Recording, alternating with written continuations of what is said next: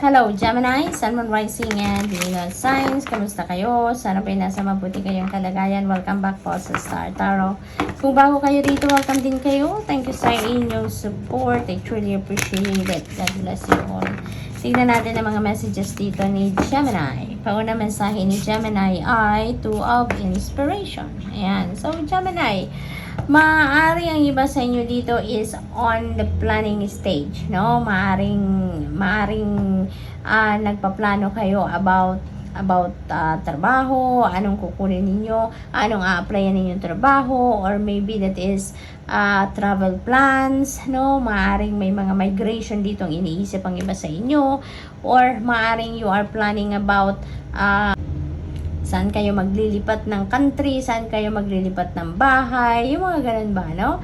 It could be anything, but definitely malayo ang nararating ng isip ninyo dito, Gemini, no? Sa pagpaplano, no? Maaring marami kayo ditong binabalak gawin, mga iba't ibang klaseng endeavor, siguro nag-ano din kayo dito, nag-iisip din kayo kung anong mga bagay na dapat ninyong ipa-prioritize, no? Yung parang ganon, busy. In other words, busy ang isip ni Gemini dito. Maraming iniisip. May mga decision din siguro kayong kailangan pag-desisyonan dito, kaharapin yung ganon. Kaya malayo ang nararating ng inyong isip. Kaya naman, kailangan ninyo na mag-solitude, ano? Kaya iniimbitahan kayo dito to spend time by yourself muna, no? Para nang sa gayon, malayo muna kayo sa mga gadget, malayo muna kayo sa mga kausap, sa kabisihan ninyo, no? Nang sa gayon, makapagmuni-muni kayo. Makapag-solitude kayo, you can spend time alone, and you can check in also with your intuition. You can also tap into your soul, into your higher consciousness. Nang sige, marinig nyo naman ang nasa loob ninyo, no? Marinig din ninyo yung mga gabay sa inyo ng Divine Universe dito. That could help you dito sa mga desisyon na gagawin ninyo, or sa mga choices, no, na kailangan ninyong pag-isipan or pagpilian, no? Gemini, maaaring wala na kayong pagkakataon sa dami na ninyong ginagawa. Maaaring hindi kayo nagkakaroon ng pagkakataon para gawin yan, na mapag-isa kayo, no? Kaya ngayon, parang panggising din ito sa'yo, no?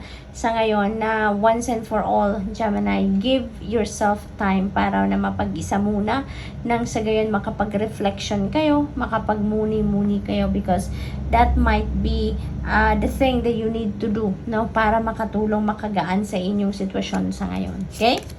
So, we also have two of emotions. Meron tayong two of inspiration. So, we have two twos. So, that is synchronicity. Gemini, I suggest po na please look up for the meaning of master number 22.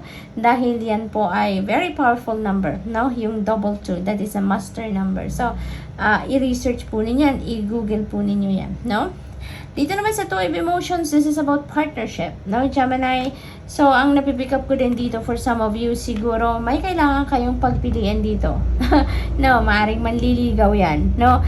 Maaaring meron kayong manliligaw at kailangan ninyong mamili dito between those two people, no? At maaari din na ang pinagdidesisyonan ninyo dito, or kailangan ninyong pag-isipan kung handa na nga ba kayo handa na nga ba kayo to enter a new relationship, or handa na nga kayo na sagutin na ng yes, no, kung sino man ang naniligaw sa inyo. So, maybe mga ganong sitwasyon ngayon ang kinabibilangan ng iba sa inyo, Gemini, no? It could be, other things na kailangan pag-desisyonan dito. But, with the two of emotions energy, parang ang tinatakbo ng iba sa inyo dito ay regarding pagdedesisyon sa relationship, no? Kung papasok na nga ba sa relationship, or siguro magla-level up na ba, no, ang inyong relationship, yung mga ganon, no? Dito naman, no, it could also be other kinds of partnership, no? Hindi lang love and romantic relationship dito ang pinag-uusapan, but for others of you, maaaring this is partnership in friendship. Maaaring may mga bagong friendship na mabubuo dito. Maaari din na may mga bagong proyekto kayong gagawin at maaring meron kayong makakapartner dyan. Maaari din na business partnership ito, Gemini, no? So, may ganun, merong union, kumbaga, dito, no? ng dalawang tao. So, we also have Hanged Muse. Ayan. So, maybe you need to do some kind of reflection, kasi si Hanged Muse also, this is giving you also an advice, no, na magmuni-muni kayo. Now is the time to reflect. Now is the time to do some kind of introspection, because siguro kailangan talaga ninyo dito ng kalinawan sa isipan, kailangan ninyo dito ng enlightenment or ng clarity, and you'd be able to get that, no, kapag binigyan ninyo ang sarili ninyo ng pagkakataon na makinig muna sa soul ninyo, makinig sa sarili ninyo, makinig sa puso ninyo, makinig sa iyong intuition, and magagawa nyo lang yan kapag nag-solitude kayo, kapag nag-spend time alone kayo, Gemini, no? And there could be new ideas dyan, new inspiration, new perspective na maaring dumating. Kaya, yan ang hinihingi sa inyo ng inyong sitwasyon sa ngayon, no? Mag-spend time alone kayo. Do some kind of reflection, okay? So, let's see. Ano pa ba ang inyong final message? We have, lifting the spirits of others will do the same for you. That's true, 'di ba? Pag nakakapag-inspire tayo ng ibang tao, hindi lang sila ang na-uplift ang nararamdaman, kundi pati tayo. Nagiging masaya tayo na nakakapagpasaya tayo ng iba, hindi ba? Compliment others, put their insecurities to rest, remind them they are worthy of love and respect. Beautiful. So that's all I have for you for today. Thank you for watching Love and Light. Namaste. Hello Libra, Sun, Moon, Rising, and Venus signs. Kamusta kayo? Sana po nasa mabuti kayong kalagayan. Welcome back po sa Star Tarot. Kung bago kayo rito, welcome din kayo. Thank you sa inyong support. I truly appreciate it. God bless you all po. Tingnan natin ang mga messages ninyo, Libra. We have Knight of Materials. Ayan. So, ano kayo ngayon, Libra, no? Parang slowly but surely, no? Yun ang approach ninyo dito. Mabagal, mahina lang yung galawan, yung ganon. Kasi parang minimake sure ninyo na kung ano man ang gagawin ninyo dito, sigurado kayo, no? Sigurado kayo sa step na gagawin ninyo, and pinag-aralan nyo to, no? Pinag-aralan nyo. At maraming oras ang ginugol ng iba sa inyo dito, Libra, para pag-isipan, pagplanuhan kung ano man ang inyong gagawin na step, no, sa bagay na ito, no? This could be related to your money, career, and finances, no? Maaring meron kayo ditong endeavor or something na kailangan ninyong gawin, pero maingat, no? Maingat ninyong gagawin ito. So, good luck to that. Maaari din ang iba sa inyo dito may opportunity, no, na related din sa inyong related sa trabaho, sa karera, business opportunity, you know, maaring ganon. So, maybe pag-iisipan din ninyong mabuti yon, Libra. Hindi kayo basta-bastang kukuha ng trabaho or kung anumang klaseng opportunity ito, career man o business, no? Hindi kayo yung magmamadali, no? Kundi you're going to spend more time, no, para pag-isipan mabuti, no? So what else? We have Ace of Inspiration. Ayan. So this is a new beginning energy. Definitely that could be related to your to your passion, no? Maaring yung opportunity na to na dadating, may offer siguro na trabaho sa inyo or career, could be related to your to your passion, could be related to your skills or talents, no? Maaring ganon. At yan, maaring may bago kayong opportunity dito na i-grab, no? Whether that is career or business or trabaho, no? Ang iba sa inyo dito, you're going to take advantage of this opportunity, no? At magsisimula kayo ng bagong dito, experience, no? So, good luck to that. We have 7 of Emotions. Ayan, so multiple opportunities talagang dadating sa inyo dito. Pero, matagal kayo dito magdidesisyon, ano? Medyo hihingi kayo dito siguro ng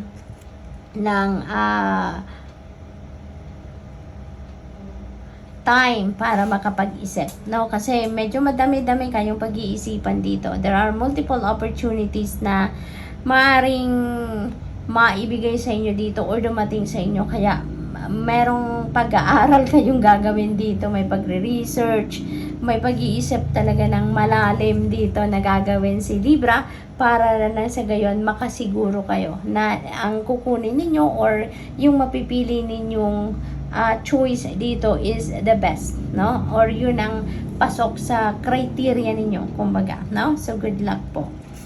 We have Devil energy. Yan. So this is Capricorn energy. Libra, maaring ang iba sa inyo dito is dealing with a Capricorn because that is a Capricorn energy. Maari din na meron kayong mga strong placements ng Capricorn sa inyong chart. So that is also possible, no? Ang iba sa inyo dito, Libra, maaring may mararamdaman dito na fear, no? Or self-doubt, no? Siguro, at some point, pagdududahan ninyo ang sarili ninyo dito, ang inyong kakayanan, siguro, no? Or maybe, may fear kayong mararamdaman dito sa pagpipili ng kung ano man ang mga opportunities na to. Kasi siguro, this could be different, no? Maaring yung mga opportunities na to are totally different from what you used to do, no? Siguro kaya medyo may konting fear kayo na mararamdaman dito. Yan ang napipick up ko dyan, Libra. But you know what? Libra, kung malilito kayo sa pagpipili na kung ano ang para sa iyo, kung anong sa tingin ninyong best for you, ang isang bagay na makakatulong dyan sa inyo para mas maging magaan ang inyong pakiramdam sa pagpipili, mag-check-in lang kayo sa inyong intuition. Pakinggan ninyo ang inyong intuition. Sigurado yan. I-signal ka dyan kung saan ka dapat, kung ano ang mas para sa iyo, kung ano ang best para sa iyo, no? So, what else? Final message ninyo, think about abundant thoughts. See yourself living an abundant life. God has created more than enough for everyone. Tune into your abundance. Ayan. So, napakagandang imbitasyon ito para sa iyo, no? Huwag tayong mag-isip ng luck. Huwag tayo doon sa luck mindset, but instead, mag-focus tayo doon sa abundant thoughts, abundant mindset para yun talaga ang mangyari. Yun talaga ang dumating sa buhay ninyo, abundance and prosperity. So, good luck, Libra. That's all I have for you for today. Thank you for watching. Love and light. Namaste. Hello, Aquarius, Sun, Moon, Rising, and Venus signs. Kamusta kayo? Sana po nasa mabuti kayong kalagayan. Welcome back po sa Star Tarot. Kung bago kayo rito, welcome din kayo. Thank you sa inyong support. I truly appreciate it. God bless you all. Tignan natin ang mga messages ninyo for today. We have the Sun energy. Holy moly, napakaganda naman ng energy ninyo na to. This is the most uplifting, very optimistic, at saka masaya, no? Masaya. This brings success, no? Sa inyo. It's going to bring you solutions sa mga problema, happiness, joy, no? Masaya lang. Kumbaga, chillin lang. Very positive, no? Very positive. Kaya, ano din ito, positive changes din talaga ang mangyayari dito, no? Ang mag-unfold sa buhay ninyo, no? Kung may mga, kunyari, may mga problema kayo, may mga obstacles kayo na kinakaharap, at this time, with the Sun energy, nagsisignal lang siya na matatapos na din ang lahat, no? Matatapos na ang inyong paghihirap, matatapos na din ang mga problema, magkakaroon na yan ng solusyon, mahahanapan nyo na din ng solusyon ang mga obstacles na yan at malulusutan ninyo, kaya mababago ang lahat for the better, no? So, napakaganda lang. Tignan natin kung ano pa. We have two emotions. Ayan, so you're going to be very, din ngayon, kilig-kilig, may kilig factor dito, kasi ang napipick up ko dito for some of you, Aquarius, maybe meron ditong partnership in love, no? Maaaring meron kayong makilala na ngayon, no? Maaaring yung soulmate ninyo yan, twin flame ninyo, or potential, no, na maging jowa ninyo, no? So, maaaring ganun ang ganap sa ngayon for some of you, especially if you are single, no? Maaari din na, partnership in other areas. Maaaring bagong friendship din ang mabubuo dito between you and another person, or maaaring bagong samahan sa trabaho, sa isang proyekto, maaring ganun, or maaring business partnership, no? For some of you Aquarius. So, either way, no, isang magandang samahan ang madi-develop dito between you and another person, no? You're going to be very helpful of each other, supportive of each other. Kaya, magiging masaya ang sitwasyon ninyo, magiging masaya ang inyong relationship, no?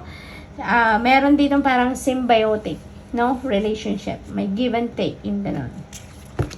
We have 7 of emotions. Ayan. So, there are multiple opportunities na maaring pagpipilian ninyo, no? That could be opportunities sa iba't ibang parte ng buhay ninyo. Maaring ganun, no? At maaring malito kayo dito, no? Sa dami siguro, Aquarius, ng opportunity dumating. Kaya, ang masasandalan ninyo dito na para hindi kayo mahirapan sa pagpipili ng opportunities na to, or hindi kayo mahirapan sa sitwasyon na to na you will be torn between, you know, good opportunities. Siguro, you know, pakinggan lang ninyo ang inyong intuition, no? Pakinggan ninyo ang inyong intuition, sundin ninyo kung ano ang bulong sa inyo ng intuition, dahil sigurado kayo, hindi kayo dyan magkakamali. Kung susundin ninyo ang sinasabi ng puso ninyo, hindi kayo magkakamali. Okay?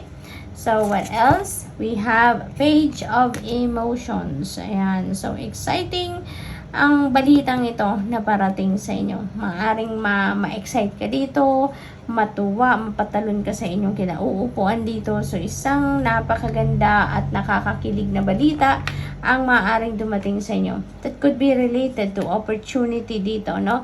Na siguro ma-meet ninyo ang inyong potential na maging jowa or maging boyfriend, girlfriend, or ano, maging asawa, no? Maaring, pick up ko dito yung parang ang tawag doon, yung ipipair kayo, imamatch kayo, parang gano'n, no? If you're single, ha, Aquarius, kung single lang kayo, maaring ganito ang maging sitwasyon ninyo, no? But of course, hindi ito para sa lahat na mensahe, no? Kaya, kung ano lang magra-resonate sa inyo, yun lang po ang kunin ninyo.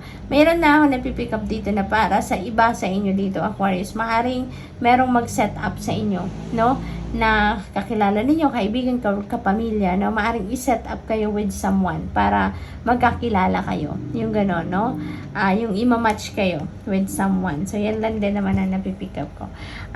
For others of you, there could be invitation dito para sa mga social gatherings, no? Maaring dyan ninyo makilala yung person na yan. Maaari din na may mga kasalan din dito. Kasalan or may wedding party or siguro may engagement party dito na maiimbitahan kayo. Kaya, good luck dyan, no? Good luck dyan at i-enjoy ninyo yung pagkakataon na yan, no? Aquarius?